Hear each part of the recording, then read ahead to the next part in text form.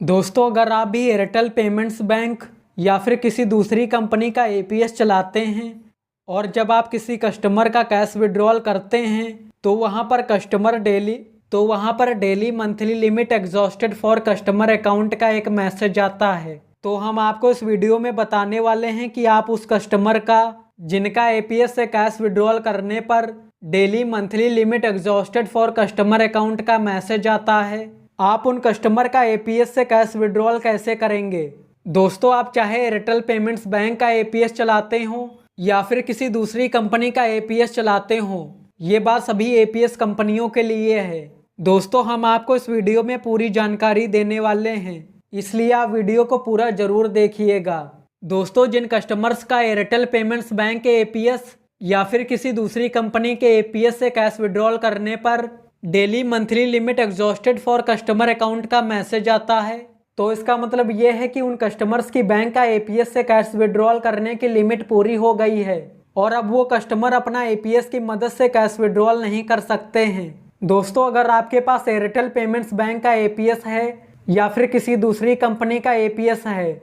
आप उन limit exhausted वाले कस्टमर का एपीएस से कैश विड्रॉल नहीं कर सकते हैं। और अगर आप सोच रहे हैं कि हम किसी दूसरी कंपनी की एपीएस आईडी लेकर उन कस्टमर का कैश विड्रॉल कर सकते हैं, तो आप लोग बिल्कुल गलत सोच रहे हैं। आप उन लिमिट एग्जॉस्टेड वाले कस्टमर का एपीएस से कैश विड्रॉल किसी भी कंपनी के एपीएस से नहीं कर सकते हैं, क्योंकि वो प्रॉब्लम उनकी बैंक की तरफ से एपीएस पर आ रही है, चाहे वो किसी भी कंपनी का एपीएस हो। तो अब हम आपको बताने वाले हैं कि आप उन कस्टमर्स का जिनका कैश विड्रॉल करने पर daily monthly limit exhausted for customer account का मैसेज आता है, आप उन कस्टमर्स का कैश विड्रॉल कैसे करेंगे। दोस्तों, अगर आप पेनियर बाई का एपीएस कस्टमर के आधार से कैश विड्रॉल करने के लिए इस्तेमाल करते थे तो आपको कोई प्रॉब्लम नहीं होगी, लेकिन अगर आप किसी दूसरी कंपनी का एपीएस आधार से कैश विड्रॉल करने के लिए इस्तेमाल करते थे तो आपको प्रॉब्लम होगी। दोस्तों, अगर आपके पास पेनियर बाई की आईडी है तो आप उन कस्टमर जिनके में daily monthly limit exhausted for customer account का मैसेज आता था, उनका आधार से कैश विड्रॉल कर सकते हैं।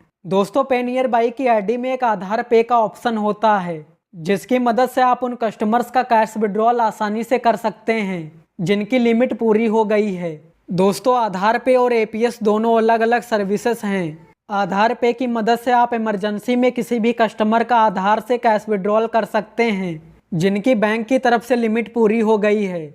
लेकिन एपीएस और आधार पे में एक बहुत बड़ा फ़र्क है जिसे जानना आपके लिए काफ़ी ज़रूरी है। दोस्तों, अगर आप एपीएस से किसी भी कस्टमर के आधार से कैश विड्रॉल करते हैं तो आपको कंपनी की तरफ से कमीशन मिलती है जिस भी कंपनी का आप एपीएस चलाते हैं, लेकिन वहीं दूसरी तरफ अगर आप आधार पे का इस्तेमाल कस्टमर के आधार से कैश विड्रॉल करने के लिए करेंगे तो आपको कंपनी को कमीशन देना पड़ेगा, जो कि एक बहुत बड़ी प्रॉब्लम है। लेकिन आपको कस्टमर से एक्स्ट्रा पैसे लेने हैं अगर आप आधार पे से उनका कैश विड्रॉल कर रहे हैं। दोस्तों, अगर आपके पास पेनियर बाई की आईडी नहीं है तो आप पेनियर बाई की आईडी ले सकते हैं। अगर आपको उन कस्टमर्स का आधार से कैश विड्रॉल करना है जिनकी लिमिट पूरी हो